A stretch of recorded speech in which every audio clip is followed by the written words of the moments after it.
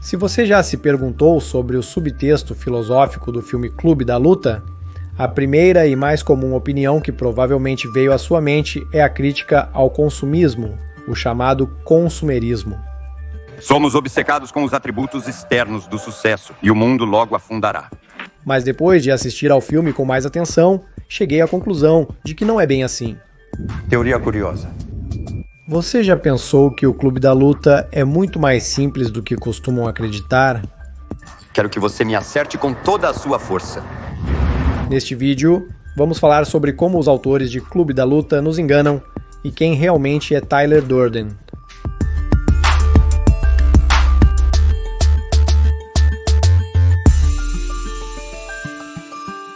Já foram feitos muitos vídeos analíticos sobre Clube da Luta. Na verdade, é um dos temas favoritos dos críticos de cinema. Portanto, para economizar seu tempo, primeiro vou falar não sobre o que vai ter neste vídeo, mas sobre o que com certeza não vai ter. Eu não vou analisar a hipótese de que a Marla é mais um alter ego do protagonista. Não vou abordar o tema dos problemas dos homens que cresceram sem pai e também não vou analisar o romance de Chuck Palahniuk, que serviu de base para o filme. Em vez disso, vou me concentrar no filme como uma obra independente do Fincher. Afinal, a adaptação de Clube da Luta foi um daqueles raros casos em que o autor da obra original não só ficou satisfeito com a adaptação, mas também reconheceu que as mudanças feitas melhoraram o original.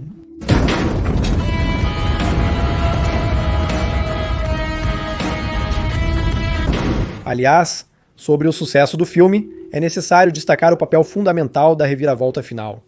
Se soubéssemos desde o início que Tyler e o protagonista eram a mesma pessoa, a história seria percebida de uma forma completamente diferente. Essa reviravolta inesperada foi essencial para manter o suspense do filme. Afinal, cinema não é matemática, e ao mudar a ordem dos fatores, o resultado final pode mudar drasticamente. Por que as pessoas sempre nos confundem? Você entendeu? Um funcionário atormentado pela insônia sofre de dupla personalidade, o que leva à criação de seu alter ego. Tyler Durden, que funda um clube de luta clandestino para homens e, com o tempo, o transforma em uma organização terrorista anarquista, entrando em confronto com seu eu principal.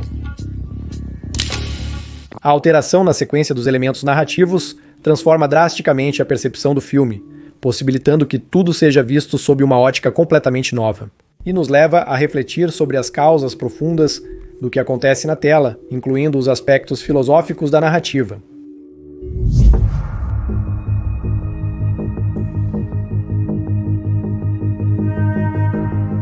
A opinião mais comum sobre o significado do filme é que ele faz uma crítica ao consumismo da sociedade, consumismo vindo da palavra inglesa consumer, que significa consumidor. Mas, na minha opinião, há problemas significativos com isso, e são pelo menos 3. Primeiro, a crítica ao consumismo não é tanto o tema principal do filme, mas sim uma posição pessoal de um personagem específico, Tyler. É exatamente essas ideias que ele transmite ao protagonista.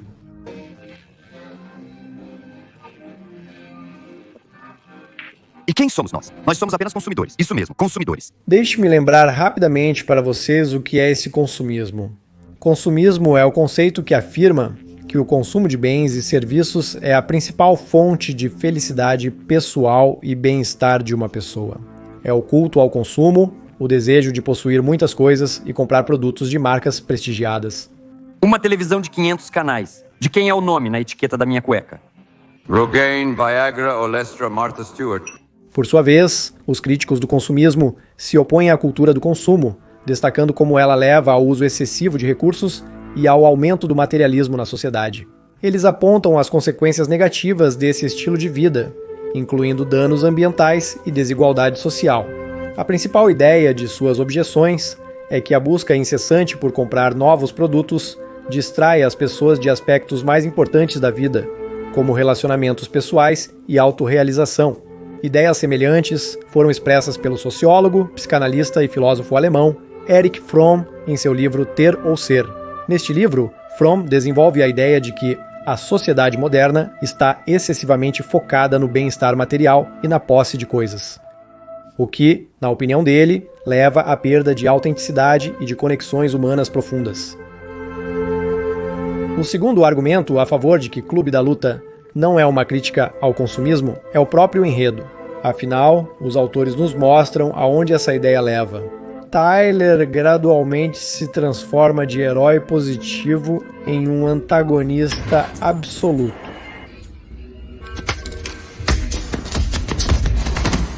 Suas ideias geralmente sensatas e compreensíveis, que nos fazem simpatizar com esse personagem, adquirem um tom claramente negativo quando o personagem tenta levá-las ao extremo. Primeiro, ele organiza o Clube da Luta. Em princípio, se as pessoas se agridem por consentimento mútuo, isso pode ser compreendido. Depois ele começa a pegar pesado. Raimon, você vai morrer agora. Não. Eles começam a ameaçar as pessoas. Durante uma dessas ações, Robert Paulson morre. O que você está dizendo? Que diabos de mulica é essa? Ele é uma pessoa, meu amigo. Não vou deixar enterrarem ele nesse jardim maldito. Por fim, Tyler opta por realizar explosões de grande escala em edifícios. Bombas foram colocadas em 10 prédios. Se o filme é uma crítica ao consumismo, por que os acontecimentos se desenvolvem de forma tão inconsistente e o personagem que prega esses ideais fracassa?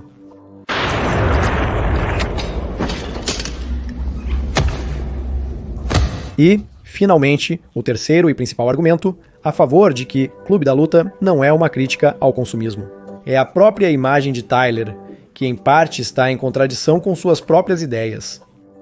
Olhe atentamente para o próprio Tyler. Que se dane a perfeição, que se dane o sucesso. Eu acho que devemos esquecer tudo isso. É hora de evoluir. Aí está ele sentado, nos contando sobre a sociedade de consumo, que somos obcecados por aparências, que estamos sempre atrás de marcas. Que se dane a perfeição e o sucesso, mas nada nessa cena incomoda vocês?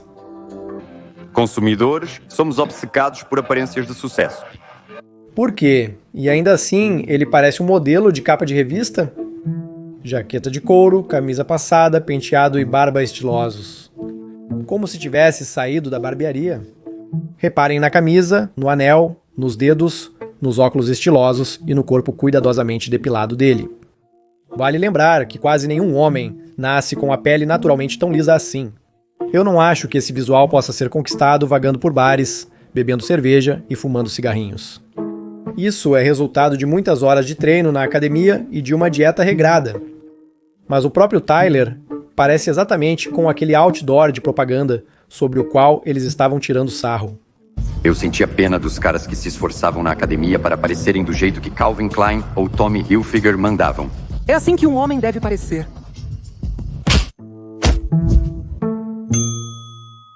É assim que um homem deve parecer? O visual é complementado por um cigarro na mão. Afinal, os fumantes estão entre os consumidores mais notáveis. De acordo com as estimativas mais conservadoras, um único consumidor desse tipo gera pelo menos $100 mil para as empresas de tabaco ao longo da vida, no mínimo. Na verdade, eles são exatamente os escravos dos produtos das empresas de tabaco. E balançando esse cigarro, Tyler Jordan nos diz que as pessoas são escravas de suas coisas. As pessoas são escravas de suas coisas. Isso é uma crítica ao consumismo ou uma propaganda dele? Toda a antiga atividade dele não parece uma crítica ao consumismo, mas sim anarquia. Colagem de quadros de filme. A tela mostra o que Tyler colocou no filme. Contaminação, comida em restaurante.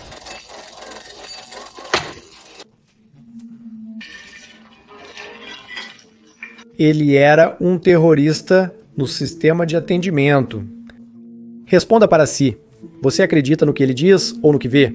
Mas tudo faz sentido quando você entende que esse filme tem pouco a ver com a crítica ao consumismo.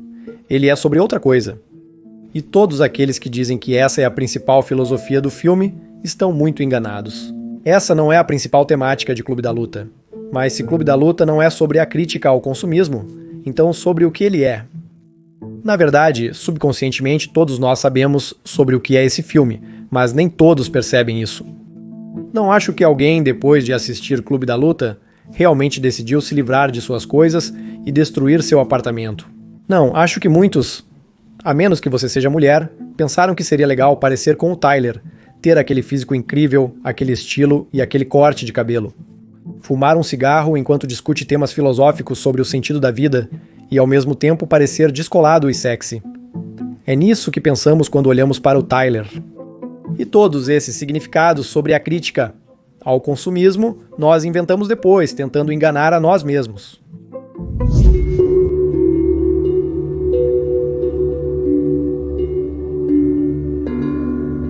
Na verdade, o ponto-chave para entender quem é Tyler e todo o significado do filme é uma pequena história que conta sobre o trabalho de Tyler como projecionista de cinema.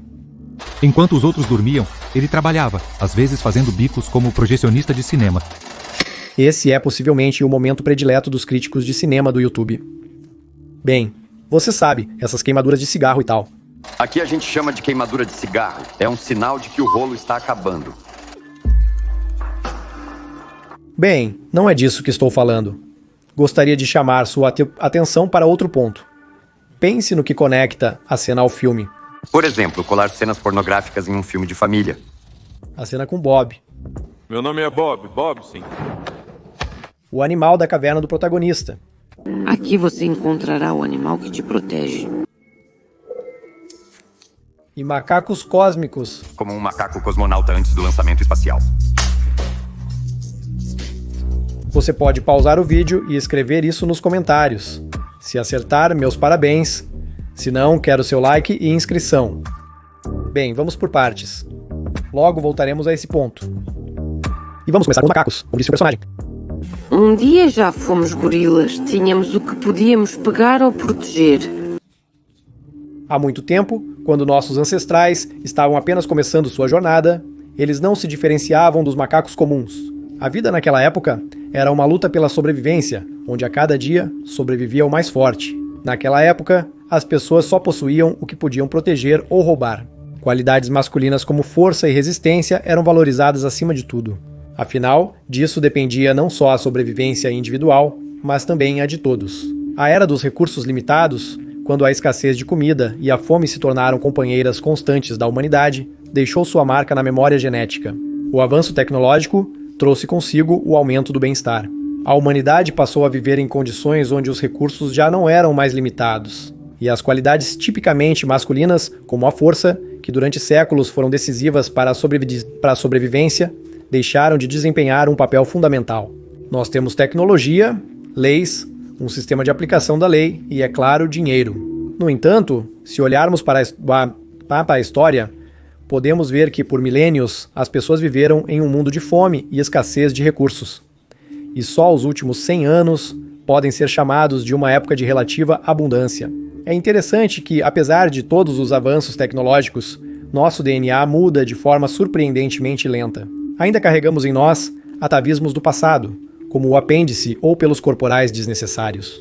Isso nos lembra que o ser humano, que viveu durante séculos em condições de perigo e escassez, ainda não se adaptou completamente a um mundo em rápida mudança, cheio de novos desafios. Por isso, muitas vezes sofremos de depressão. Como disse Tyler, nossa guerra é espiritual. Nossa depressão é o nosso destino. Tentam nos convencer de que, ao alcançar um certo nível de prosperidade, seremos felizes. Mas isso não é verdade. Somos provocados por propagandas de roupas, trabalhando em empregos ruins para comprar coisas desnecessárias. Por isso, o ser humano no mundo moderno é como um macaco lançado ao espaço. Como um macaco cosmonauta antes de ser lançado ao espaço. Os homens deixaram de sentir o gosto da vida, perderam sua identidade masculina. Somos enteados da história não necessários. Por isso, o animal que o protagonista encontra na caverna é um pinguim. Uma ave cujos ancestrais um dia souberam voar, mas que perdeu essa habilidade para sempre.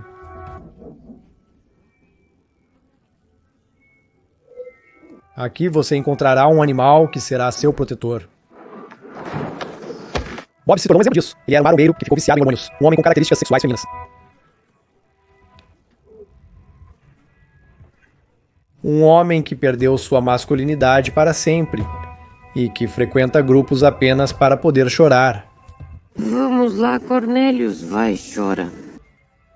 Portanto, não é coincidência que Tyler insira cenas com genitais masculinos nas sessões de cinema.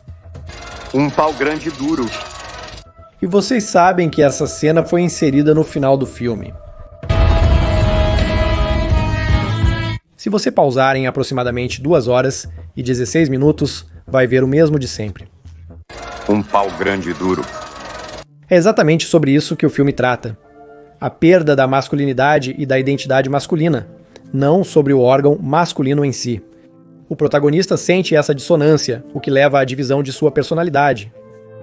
Ele é o espelho da nossa impotência existencial. E Tyler é quem queremos ser. Destemido, sem medo da dor, disposto a correr riscos apesar dos obstáculos. Sinta a dor, não bloqueie.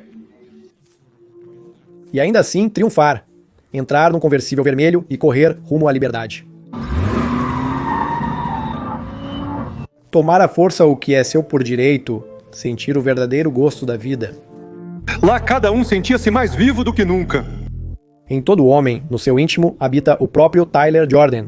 Tyler busca mergulhar a sociedade em um estado primitivo, destruindo o sistema financeiro.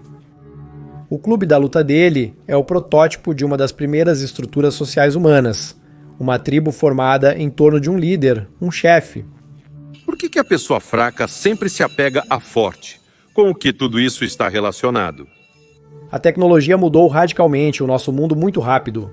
Rápido, não na escala do nosso indivíduo, mas na escala da humanidade. O ser humano, como espécie, não consegue mudar tão rápido. Os homens perderam sua identidade, mas o que acontece se forem provocados? Até o padre, aparentemente o mais pacífico e inofensivo, entra na briga. Isso é mostrado no filme.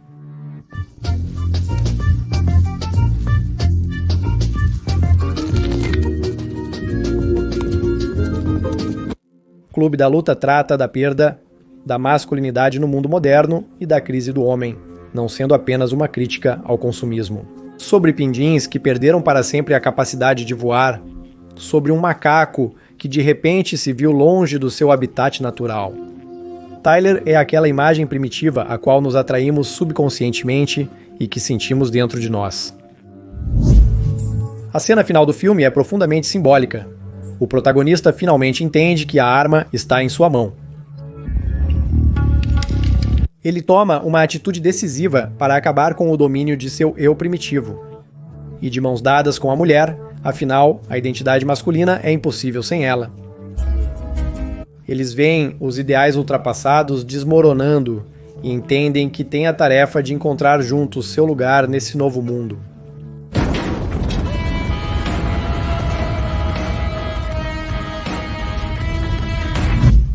Se você gostou do vídeo, já sabe o que fazer. Se você não concorda comigo, escreva o porquê. E se você quer um filme que realmente faz uma crítica ao consumismo, esse é Psicopata Americano com Christian Bale. Uma análise desse filme já está disponível no canal. O link deve estar na tela agora. Caso contrário, confira no comentário fixado e na descrição.